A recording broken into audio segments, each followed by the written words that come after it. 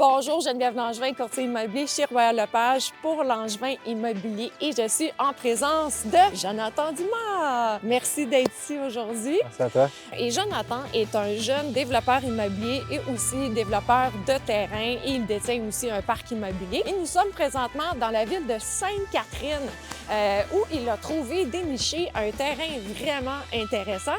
Puis dans le fond, ma question aujourd'hui, c'est savoir comment il l'a fait en fait pour connaître le potentiel puis voir que finalement ce terrain-là pouvait être très lucratif et intéressant à développer.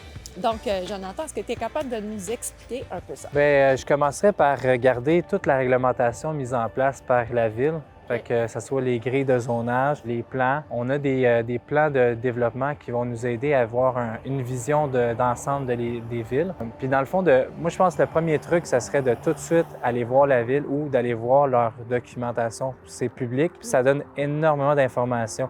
On a des fois des informations qui sont autant du développement, redéveloppement de quartier.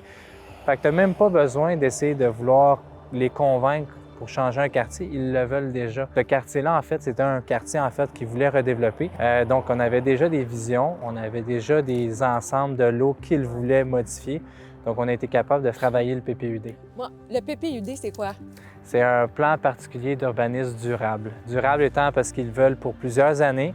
Ouais. Ça prend du temps. Donc, si vous êtes pour faire un changement de zonage, attendez-vous d'avoir quand même un peu de liquidité. Là, tu parles de PPUD, tout ça, tu parles, OK, trouvez-vous les plans, etc. Mais pour monsieur, madame, tout le monde, là, ou les gens qui font pas ça dans la vie, essayer de trouver des plans, ils s'en vont-tu sur l'Internet ou ils s'en vont à chaque fois qu'ils voient un terrain, ah, OK, je vais aller à la ville physiquement ou...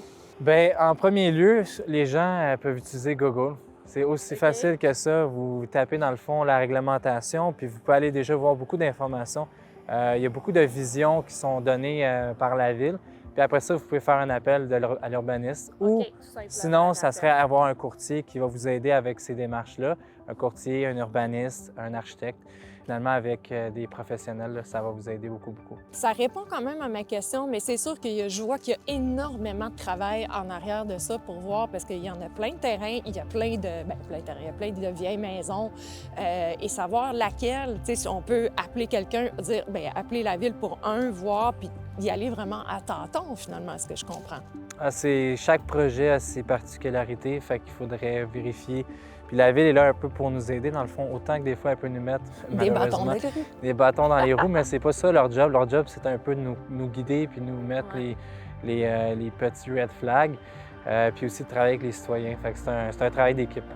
Hey! Merci beaucoup, Jonathan. Ça fait un plaisir encore.